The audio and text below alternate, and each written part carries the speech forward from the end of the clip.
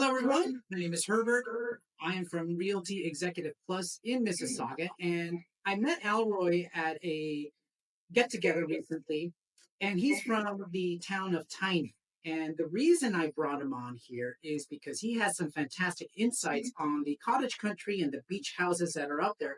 And the reason I brought him in here is because of land leases. When he mentioned to me regarding land leases, I had so many questions. And I figured, you know what? I'll save them for this video interview so he can explain further what is a land lease, how do they work, and how do you even purchase one. So, Alroy, thank you so much for joining me. Why don't you introduce yourself? Give us a quick rundown of where you're at and what you do and how long you've been doing it. Okay, perfect. Thanks for having me, Herbert. So, like Herbert said, my name's Alroy Brouwer. I work out of Tiny Township, which is part of Simcoe County, so just north of Barrie. I actually live in Barrie, so I sell Simcoe County. But yeah, we do land leases and stuff like that up there. We do see them fairly regularly. I've been selling for going on 11 years now. And I travel. Houses don't come to me. I got to go there. So I travel, get around, see some really unique stuff. And those are I like those challenges. You know, a three-bedroom home on a 40 by 150-foot lot's easy to me. Well, I've been to Tiny, and I love the little town, and I love the beach and everything. But I did come across Landlease because I was fascinated by some of the homes that I saw there, and some of them are just absolutely beautiful. But I was worried about the word land lease because it didn't sound like it's like, oh, I don't own the land, I'm leasing the land. So if you could break down for us, well, what is a land lease and how does that work? So, to keep it simple for someone, a land lease is essentially very similar to a rental. You're renting the spot of the property to keep your house on, to park your house. And you're renting that from either a corporation or in Tiny's case, there's a couple of corporations there that have land leases. So like think mobile home park type situation. Or in Tiny, there's First Nations land. It's the Bosley First Nation up on Christian Island, which is the big one in the area. Gotcha. It's indigenous land. They don't sell that land to people. It's theirs. Gotcha. Okay, so that makes sense then. So they own the land, and because they own the land, then we uh, you don't you're not buying that piece of land. So if you want to build a house on there or even buy a house, how does that work? So when you're wanting to buy a house, we'll start with that because that's the common thing. Not many people are brave enough to build up there because it's in Christian Island's case, there's a ferry boat that you got to get over there. And then, the hardware store supplies Home Depot, and that's not around the corner anymore. That's an hour, hour and a half drive each way, plus a boat to get it there. So most people buy a house. And to start with that, buying them is tricky because obviously financing is the big number one challenge because you're not buying the land. Banks won't touch them because a bank does not like the security in a chattel that can be picked up and moved. Because essentially you own the house, so there's nothing really stopping you from taking it apart and moving it. Like banks don't like that. That's not their business. They want security in the piece of property that's under the house. And in this case, that's not being sold. It's basically the right for you to park your house there and use that specific piece of property. So they're not in each area, like each First Nations area, they all have different. You're dealing with the local band. They all have different regulations of what's included in the lease and what's not included. So you really got to pay attention to the details of the lease. Well, you would need to speak to you, of course, who lives there or knows what land leases are. So you can mitigate that for a lot of people. But in the most basic sense, is so everything needs to go through the the The band will need to approve the sale. So they need to approve the sale. They need to approve um, anything that you're going to do on that land as well. Yeah, yeah, yeah, So because if it you is want to their add an land. extension, if you want to add a room, if you want, Exactly. yeah, Yeah, that all needs to be approved by the band. I mean, some bands are more stricter than others, but yeah, they all at the end of the day want to know what's going on their property. right, that makes sense. And is there a time difference in terms of, let's say, you were dealing with the city versus a band, or is it pretty much the same in terms of time for them to look at the paperwork, respond to you? They're more or less the same. Sometimes it depends on who you have at the band. Some people are quick and efficient, like every other human, and other people are slow. So makes no difference. Got it. Okay. It makes no difference. I mean, generally the bands are a little bit quicker than towns, but it's hit and miss. It's hit and miss. And they have the final say on everything. So it's not Yeah. like you can go to a different part of the city and say, well, the city's not letting me do this, but what do you guys say? So it's once the band says something, that's pretty much done. Yeah, the band is like the city. They control what's going on where. That's the way I would look at it. The band is replacing the city or the town, Gotcha. right? So, yeah, the band has final say. I mean, but they don't sell you land. Right. They own the property underneath it. And so the lease that you are paying into monthly, that Yeah. goes to the band. And what is it that you're paying for? Is it something that they now in turn take care of the roads, sewers? Like how does that where does that money go and how does that So a lot of the ones that we deal with are technically what they call seasonal properties, so you can't access them in the winter. But the band will take care of roads, maintenance, garbage, and that some leases. Every lease is a little bit different.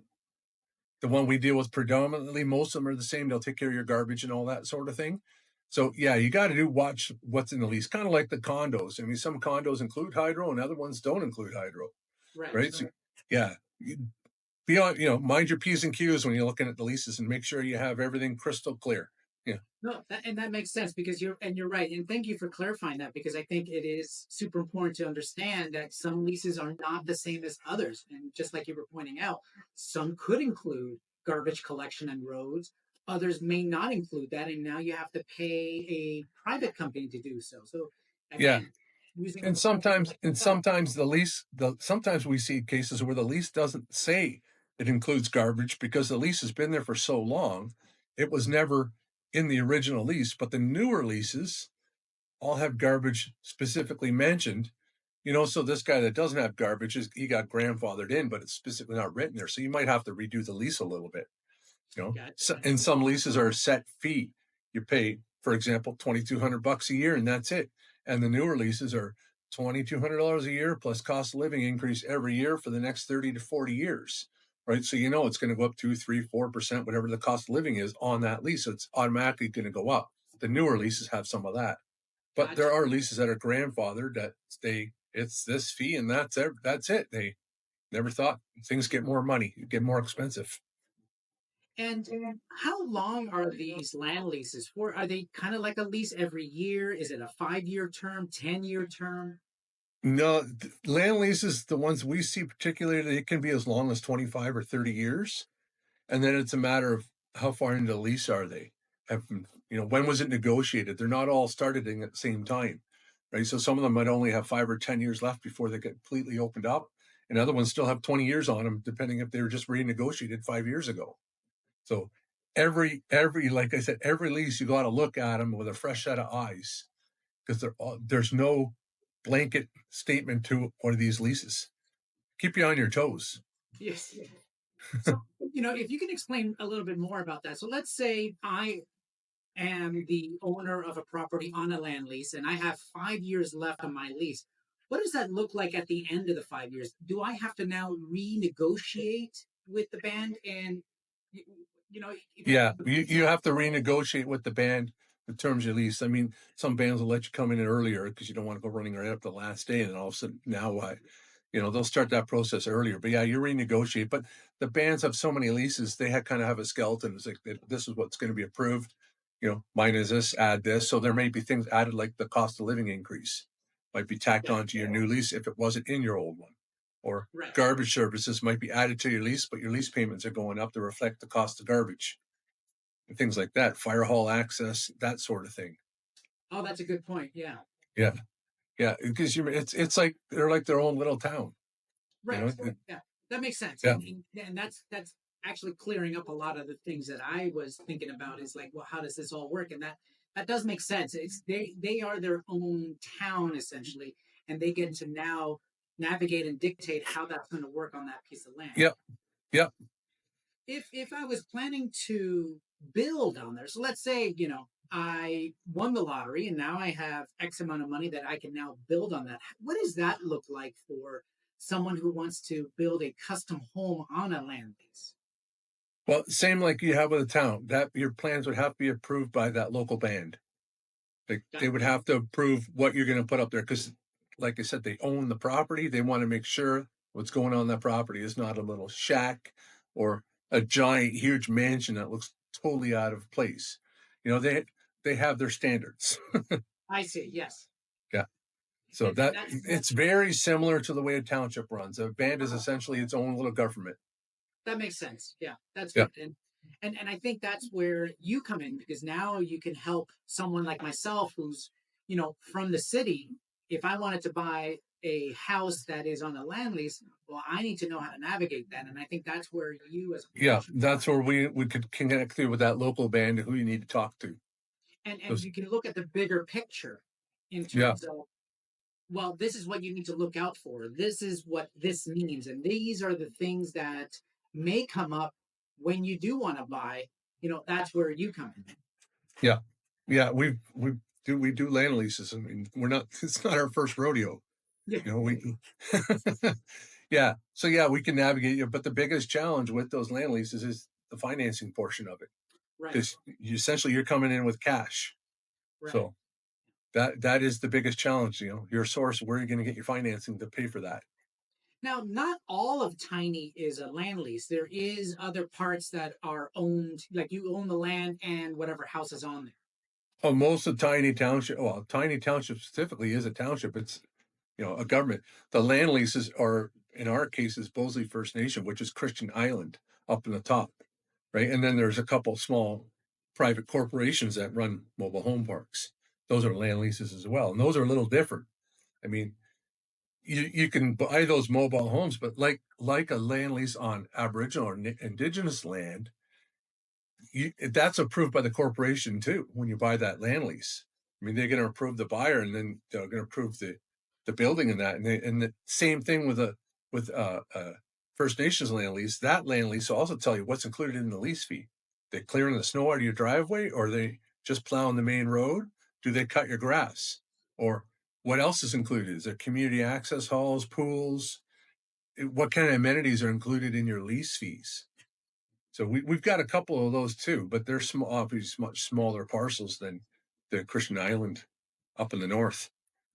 And so, what kind of buyer would make an ideal person for either land lease or not? Like, is there a typical person that you look for that says, hey, I think land lease would be good for you, or I don't think a land lease is an ideal situation for you? It really, so the first thing with land lease, obviously, it's the financing comes into place. Those homes are much, much cheaper to buy because you're Yes. not buying the property. I mean, a Christian Island cottage will be 250 to 400,000. But that thing was on mainland, or on township land, that's $1 million plus, no problem, So you're right? So saving big money already big money on the purchase. on Now, the purchase. of course, there's always that risk that your lease didn't get renewed, right? There's that is in my opinion, a very, very small risk, because that is the band wants the lease renewals because that's a source of income for them, right? So it's in their best interest to renew leases. Right. But And that makes that sense. risk is there, right? I mean, it's no Right. different than the mobile home park. The lease doesn't get renewed. Well, yeah, and I mean that can happen even on land itself too, where the township is like, hey, we're planning to build this, and we're going to be buying that land, appropriating that land. So sorry, you got to move. So Yeah, it can happen. that risk is with your home too. Yeah, they could expropriate it. Yeah. Very, very small chance of it, but it can happen. So ideally, is somebody with cash, right, to buy Yeah, these homes on a land lease, because again, you're saving a ton of money on the land because you don't own the land, you're just buying the house itself. yeah. Buying the chattels that are sitting on the property. Right. And so you have that. So that's a big savings there. Is there anything else that a buyer may not qualify for in terms of, you know, they they have an idea of what they want to do, but it's not going to work? Well, so yeah, that's a big question. So right now, short-term rentals at Christian Island, that's a no-no. You And that's a cannot very let good point. Thank you. you Yes. cannot let people rent your place. That's an absolute no-no, right? So if you wanted to do an Airbnb, that's a big Not no-no. happening. Not Not happening. happening. Okay. Not happening. Some townships are the same kind of a thing lately. Airbnbs are not happening, not easy to do. And So, but even if I wanted to rent it privately, let's say to friends and family, that's okay because it's a private thing. I'm not advertising it. Or is that still a big family, in this band's case, family's okay, but friends is even pushing the line. really? Yeah. Yeah. So it's all case by case, but I know Christian Island, yeah, families, I mean, if they're there with you while you're there, that's different than friends, but on their own, that's a no-no. I see. So that's a really good point. And I think if somebody wants to buy this with the idea of, well, this is going to be an investment property for me and I'm going to rent it out, already that's going to be, don't look at land leases then. Yeah. So if you're looking at a land lease as a general rule that's on indigenous land, like native land, basically as a non-indigenous person, which I am, I can't make money off native land. That's not allowed.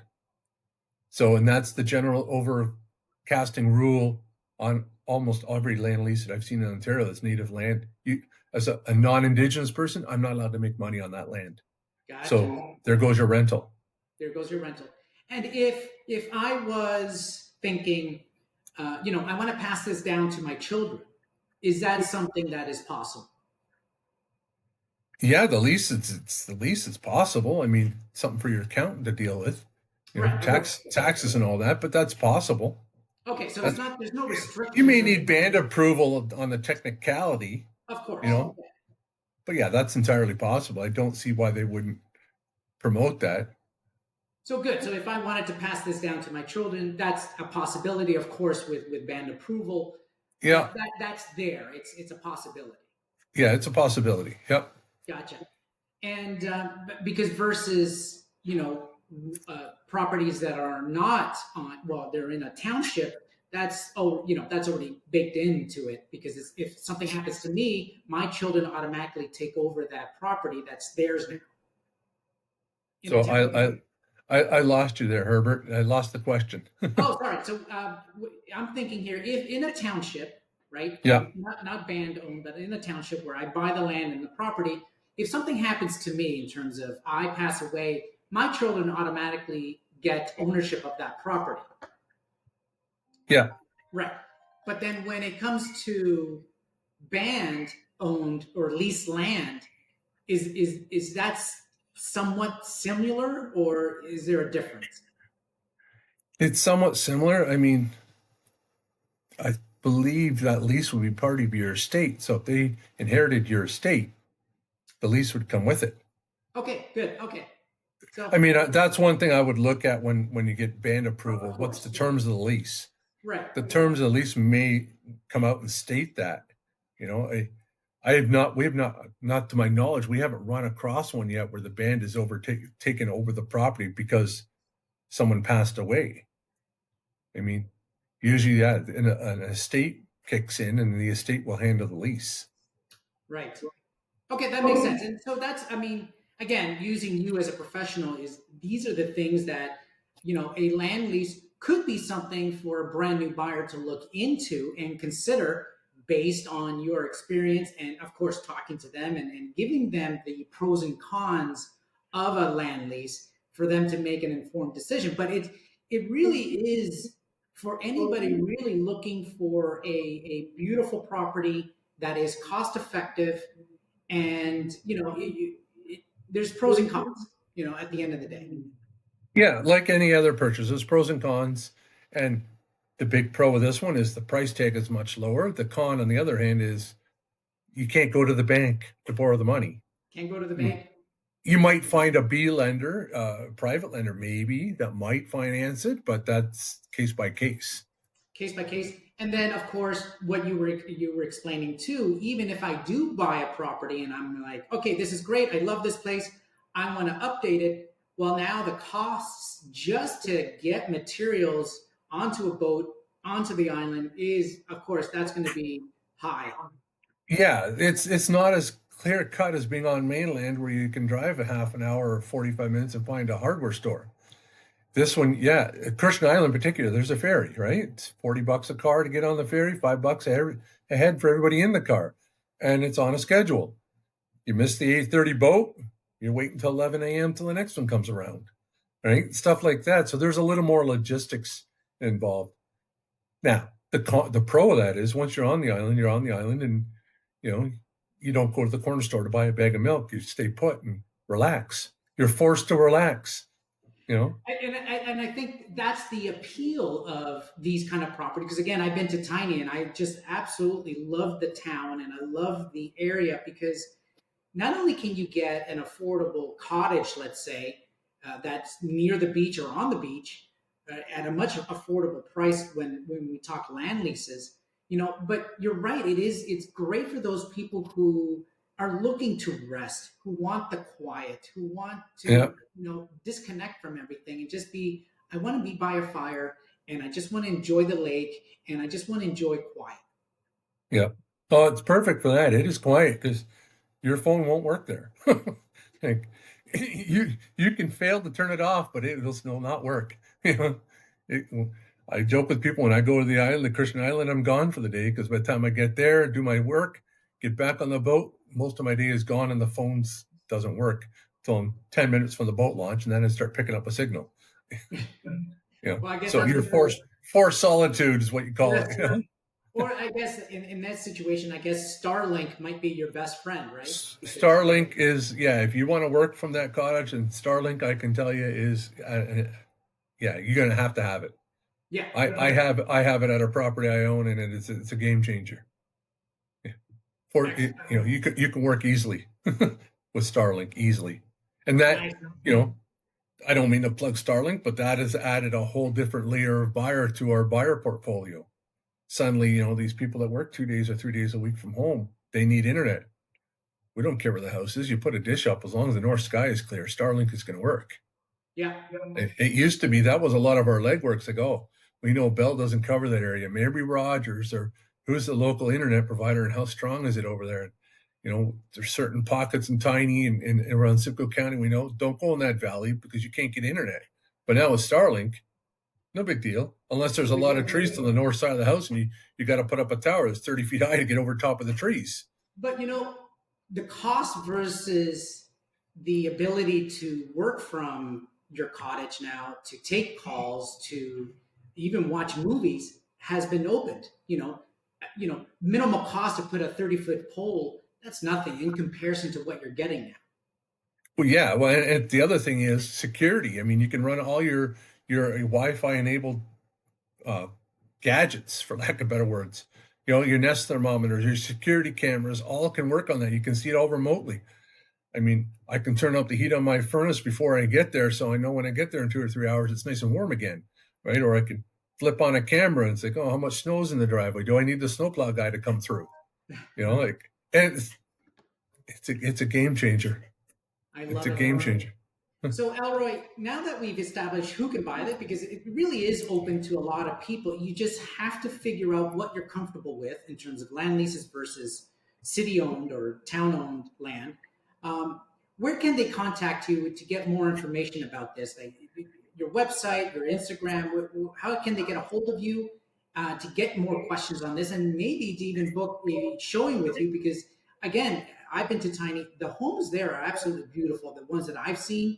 And I think this could be an option for people who are looking to buy a cottage but don't want to spend $1 million, like you were saying, versus 250, as an example. Yeah. So to answer your first question, to get a hold of me, the easiest is my cell phone, obviously. It's in my hand all the time. It's 705-220-8758. Or email me, which is alroy.brouwer@gmail.com.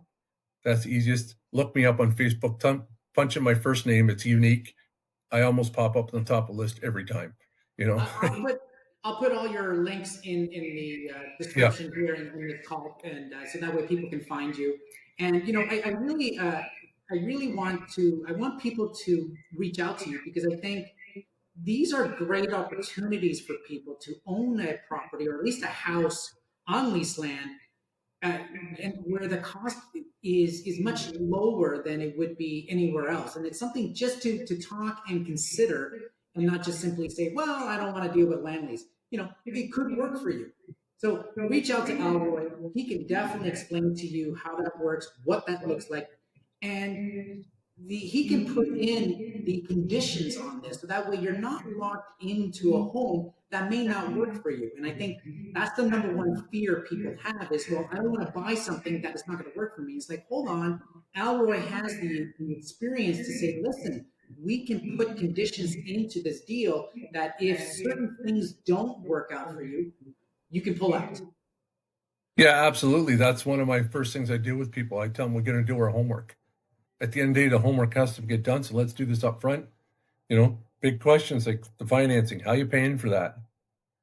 That's number one, because especially with a land lease, that's a challenge, and even with a regular home lease. But yeah, I'm a firm believer. Let's get the homework done, and I tell everybody, send me your needs and wants list, and I'll have a look and let's see what's realistic. Yeah, and thank you. So please reach out to Alroy. Don't brush off land leases right away. Talk to him, get your questions answered, and maybe land leases works for you, maybe it doesn't. But he has the options, he has the expertise. He's there, so he knows the area extremely well, and he can even tell you things that you didn't even think of. He can tell you other pitfalls or ideas that you didn't come across. So, Alroy, I really appreciate you explaining land leases, at least opening up the conversation about that and realizing that this could be a possibility for people. So, thank you so much, Alroy, and I'll be putting his contact information in the description below. Everyone, thank you so much for joining. Have a great day. Yep. Thank you. Take care. Yeah.